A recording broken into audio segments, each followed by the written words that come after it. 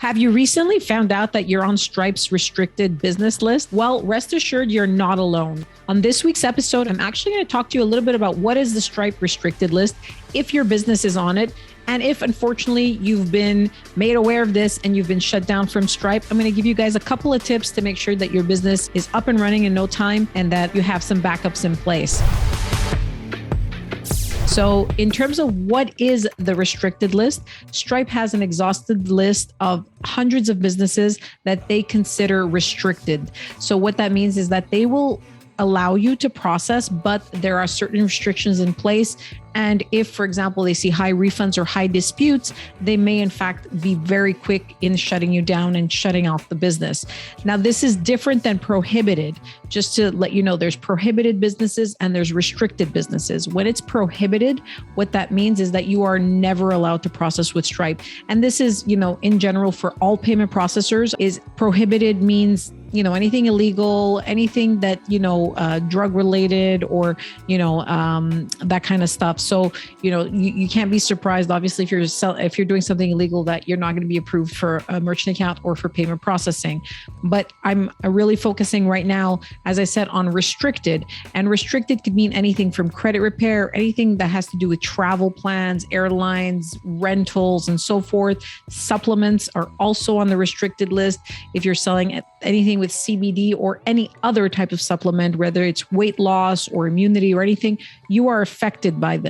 As per the restrictions on Stripe, they say that you need to get authorization in order to be able to use their service. Now, most merchants obviously do not, and a lot of them are not impacted.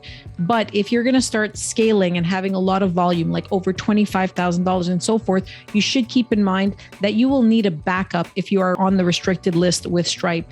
Because if something goes wrong or you have a bad month or too many disputes come in, you will get suspended immediately, your funds will be held, and there may be some problems that come up. So if you're working with Stripe and you're on a restricted list, or you're, like I said, selling supplements, anything in travel and so forth, you need to make sure that you have a backup in place while you're processing with Stripe. You should not rely on one traffic source. You should not rely on one of anything. So please make sure that you have a backup merchant account or a backup processor in case there's a problem with Stripe.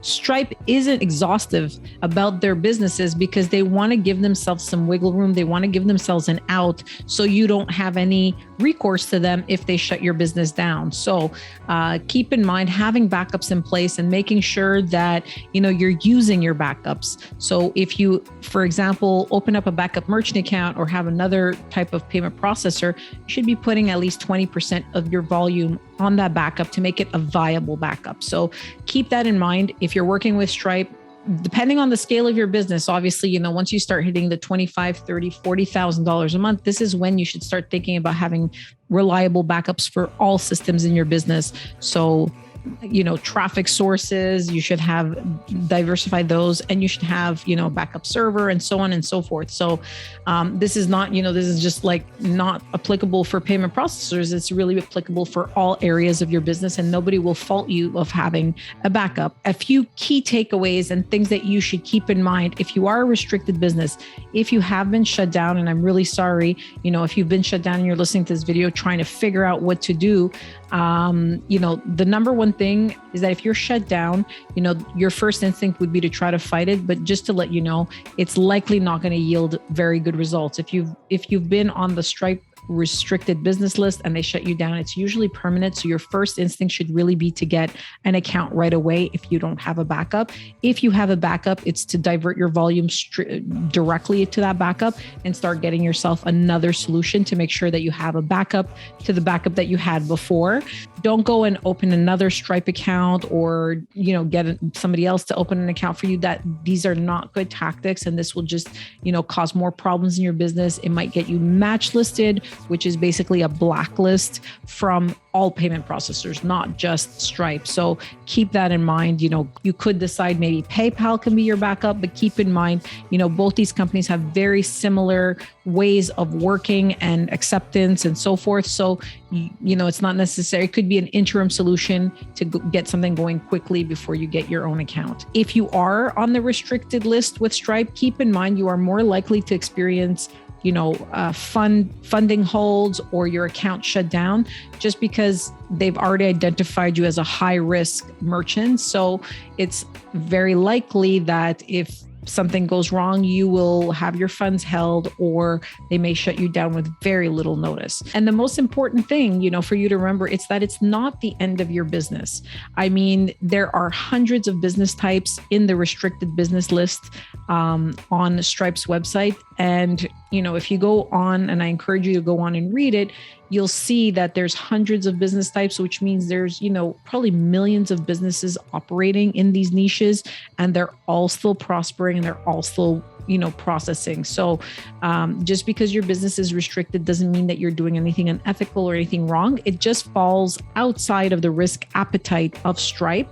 They don't want to take risks on these types of businesses, but there are plenty of payment processors and, payment solutions like Direct PayNet or anybody that you look through and get referrals where, we at Direct PayNet work with merchants who are in these, maybe gray area niches. And I don't even like saying that because, a supplements business is, it can be a very clean business. There are a couple of bad apples, but most merchants who are operating in these businesses are trying to make sure that they're operating legally and ethically and so forth. So just, don't fret if you are on the restricted list. It doesn't mean that nobody's going to want to work with you. There are plenty of other options. It just means that you have to make sure that you have backups in place.